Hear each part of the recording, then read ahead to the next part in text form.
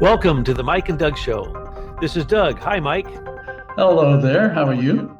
I am doing great because we have figured out more pieces to the puzzle.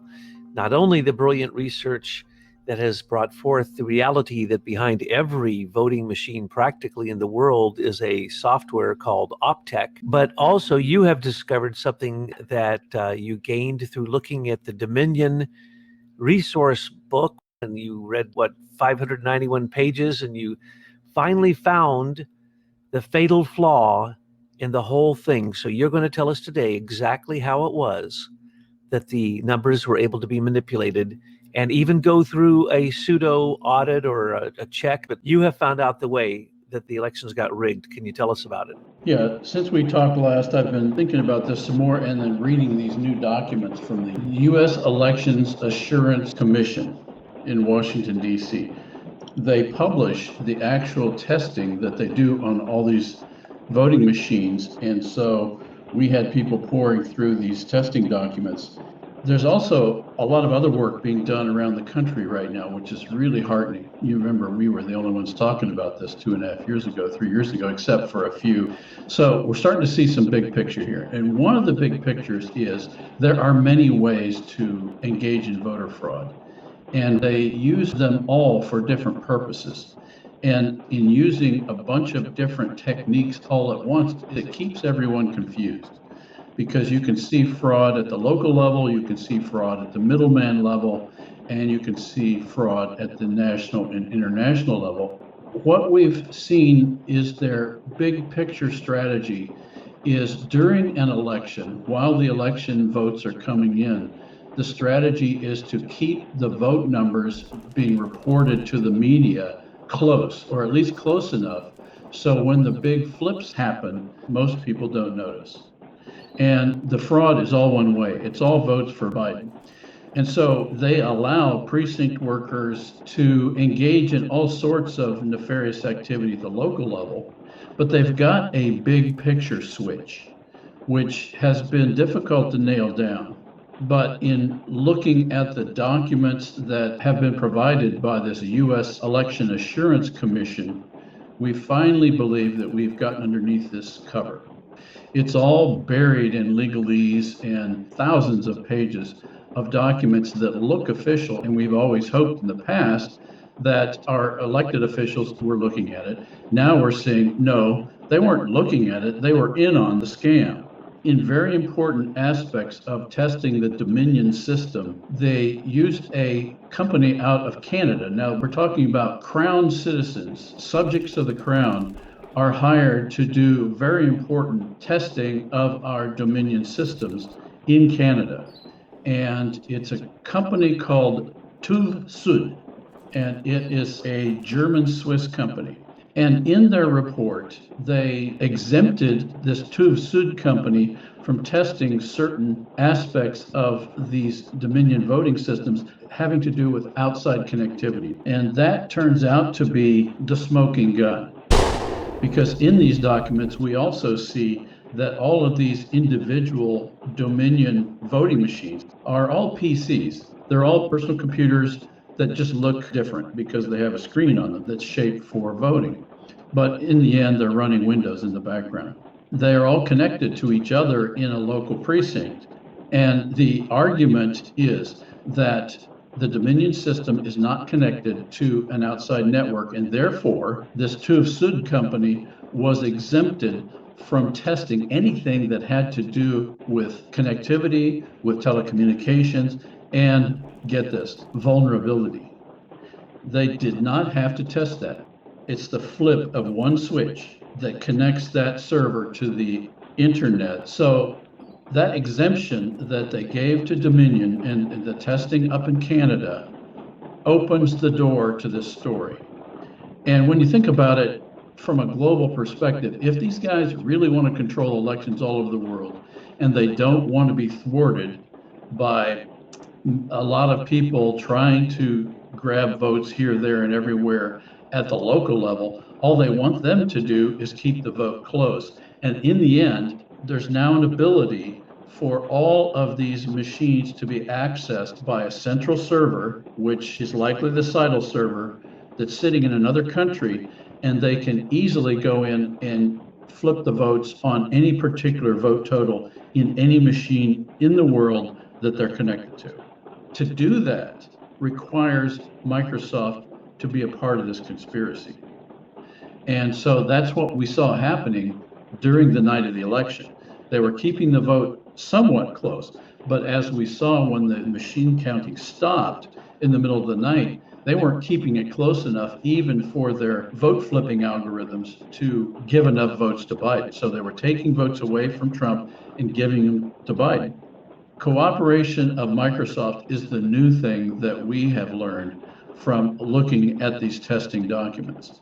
The fact that all of the Microsoft components within the Dominion system were exempted from being tested by employees of this TUV SUD company up in Ontario, Canada, is a smoking gun. We had already, through your research and the research of the miners, with the Ohio election years ago, the Diebold machines were proven to be fractionalized voting. Every single Diebold machine that was checked would not count one vote per person. It would fractionalize them, and there would be a code written into the source code that create the algorithms that make sure that the vote is always close, but always goes to the victor that is decided ahead of time by a couple percentage points. And so we knew that that type of manipulation was there. It didn't start with Venezuela and Chavez. It was during Jimmy Carter's time when Carlos Perez was the president. He was placed there by Optech Software. How do we know that? Because Lord Mark Malloch Brown was at his first placement at the United Nations as the special assistant deputy to the High Commissioner for Refugees. And he was going to Venezuela and working with the CIA and Jimmy Carter to develop what the CIA needed to rig elections in South America. Once they perfected it and they got this DARPA approved, DARPA created and probably DARPA funded through a Canadian company, Optech, it was then used in elections all over the world. And Mark Malloch Brown and Jeffrey Patty got a hold of it.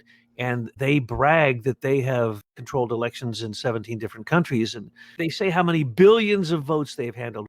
That's the software. Now, the machines are a fight between different people trying to get hold of those contracts for those machines. Because if you have the contracts for the machines, you can determine who's going to be elected in a state. So Mitt Romney and Bain Capital came in when there was a antitrust consideration with Sequoia. The early Diebold became Premier, and Premier became ES&S, and ES&S became Dominion, and Dominion gives their information to CITL, and CITL gives it to Agility, and CITL are controlled by a subsidiary of Paragon Group. And then CITL, the one everybody says counted the 2020 votes, they went bankrupt. So they say. Yeah, so they say, but it doesn't matter because immediately a group started that absorbed them that is called Supervisors of Elections. And then another group came in called Service Point Solutions. And they both say they took control of CITL. And then Paragon says it's the mother company.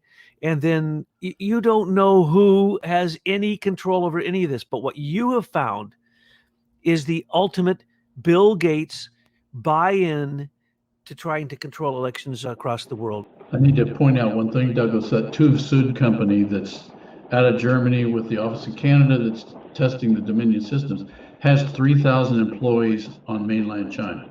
It looks like this company, which has probably got about 140 subsidiaries around the world, all that start out with TUV SUD. When you read their corporate documents, they're about sustainability, they're about rapid innovation, they're about continuous change, they're about global warming. I mean, you know, this is this warm, fuzzy company that does engineering somehow, but you're not quite sure. And then they do testing, but you're not quite sure. So what it looks like is this is the globalist company that's going to be managing a lot of the lockdown data keeping as we move forward. And so doesn't it make sense that they would have used one of their subsidiaries in Canada outside the US to test our election systems in the US? I mean, that right there is just totally outrageous. What's the flip side? If you test these pieces of equipment and you know all their vulnerabilities, How easy would it be to find a vulnerability and then keep it to yourself? Then you have a unique control on all the equipment that you want to get into by exploiting that vulnerability. We gave that to Canada. So we have this executive order that was signed on September of 2018 regarding foreign election interference. And all that we've been reporting for the last 2 to 3 years is about foreign election interference. And you're showing the system. How would you encapsulate all this? This has got to be a report that's at least 1 million pages. That's what they count on. They count on people being confused by all the information and not being able to sort it out. But I think they can make it very simple, because the documents that we've discovered in the last 2 or 3 days proves the point about foreign interference. And we have to remember here, we haven't mentioned IBM, but if we actually dig through the Microsoft cover, what we see is IBM. And so there's a one-to-one correlation between Five Eyes and IBM's control, which they brought out of World War II, and then they magically gave Bill Gates the code for the disk operating system. And then Bill lived this blessed life ever since. So I think that Microsoft, you got to scratch that cover and you see IBM again. I mean, IBM categorized the Jews in Germany for the Holocaust, and they've carried on, and now they're cataloging the entire world. So really, we never really got rid of the Nazis. No, we didn't. Because that's what's happening right now. The whole world is being led to global genocide. It started with this face mask stuff, and they take you step by step with the forced vaccinations. You have the COVID passes. You can't travel without your papers being in order. Then you're locked in your home. You're surrounded with 5G units. Your groceries may eventually stop coming to you. You'll be terminated, exterminated in your home or in their FEMA camps where the non-compliant will go. Folks, you really got to look at what's going on. This is global genocide. Some countries are further ahead in the process. America's not quite there yet, but the world is counting on America to stop it. And we have to. We have to get real and very honest about the foreign election interference, because this is the way they're going to take over the world.